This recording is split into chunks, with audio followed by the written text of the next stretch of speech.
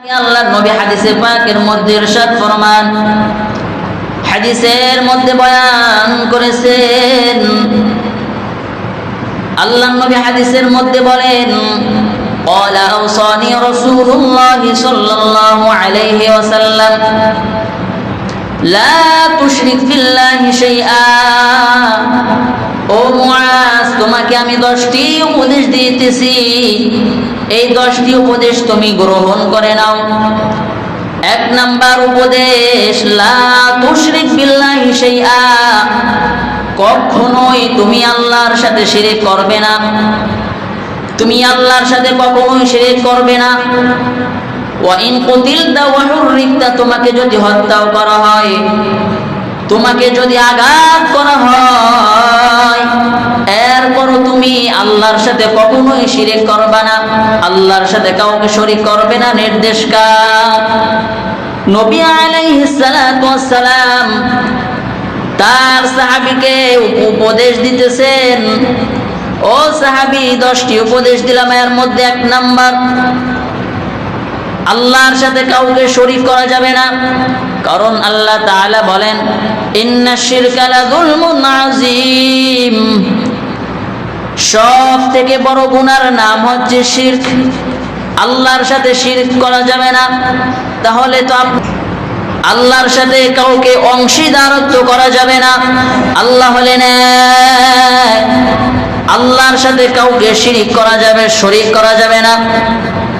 যদি আপনাকে হত্যাও করা হয়, আপনাকে আঘাত করা হয়, আপনার জীবনকেও যদি কেড়ে নেওয়া হয়, এরপরও আপনি আল্লাহর সাথে শিরক করা যাবে না। নির্দেশ কে দিয়েছে? নবী দিয়েছেন। নবী আলাইহিস সালাতু ওয়াস সালাম বলেন।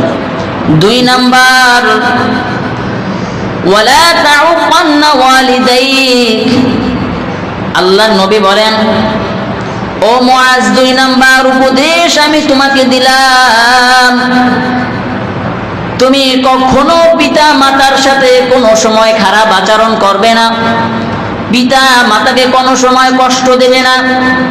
ওনাকে যদি আহাল পরিবার থেকে বের করে দেওয়া হয়, তেজ্য পুত্র যদি করে দেওয়া হয়, এরপরও তুমি তোমার মার সাথে খারাপ আচরণ করতে পারবে না।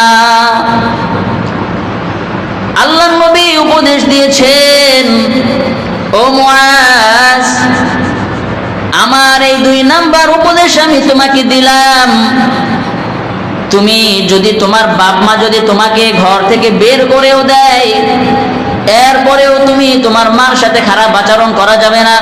হাদিসে পাকের মধ্যে আসছে, সহিহ হাদিসের মধ্যে আসছে, বাবা মা যদি কাফেরও হয়, বাবা মা যদি বিধর্মীও হয়, তাহলেও বাবা মার সাথে খারাপ আচরণ করা যাবে না। বাবা মা যেন উহ শব্দ করে এরকমের আওয়াজ যেন তাদের মুখ থেকে না বের হয়, এরকমের আওয়াজেও বাবা মার সাথে আচরণ করা যাবে না। আবু হুরায়রা রাদিয়াল্লাহু তাআলা আনহু, নবীর একজন সাহাবী নবীর কাছে গিয়া বললেন, ওগো নবীজি, আমার মা এরকমের করতেছে। আল্লাহর নবী বলতেছে, হ্যাঁ, তুমি কি বলো? তোমার মার নামে কি তুমি কোনো নালিশ দিলা? আমার কাছে কি কোনো অভিযোগ দিলা নাকি?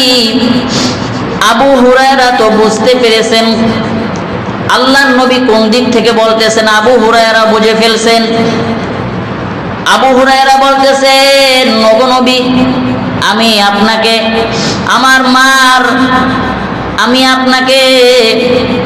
কোনো অভিযোগ দিতেছি না, আমার মার নামে কোনো অভিযোগ দেই না, আমি আপনার কাছে বলতেছি।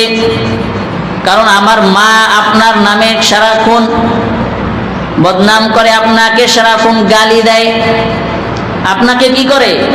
সারাক্ষণ গালি দেয়। ও নবী, আমার সহ্য হয় না, এই জন্য আমি আপনার কাছে বলতেছি। নবী আলাইহিস সালাতু ওয়াস সালাম বলেন, আবু হুরায়রা, তোমার মা গালি দিয়েছে, তুমি কি কোনো খারাপ আচরণ করেছো তার সাথে?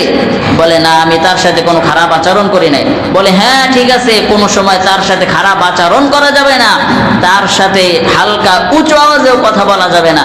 সে আমাকে গালি দেয়, আমি নবী, আমার আর তার ভিতরে এইটা, সে যে আমি গালি দেয় আমাকে, আমার ভিতরে আর তার ভিতরে বুঝ পড়া, বা কিন্তু তুমি তোমার মার সাথে খারাপ আচরণ করছো কিনা বলো। এই জন্য বাবা মার সাথে সৎ আচরণ করতে হবে, ভালো আচরণ করতে হবে। আর সন্তান যে ভালো আচরণ করবে, আর এই শিক্ষাটাও কিন্তু বাবা মার দেওয়া দায়িত্ব, ঠিক কিনা?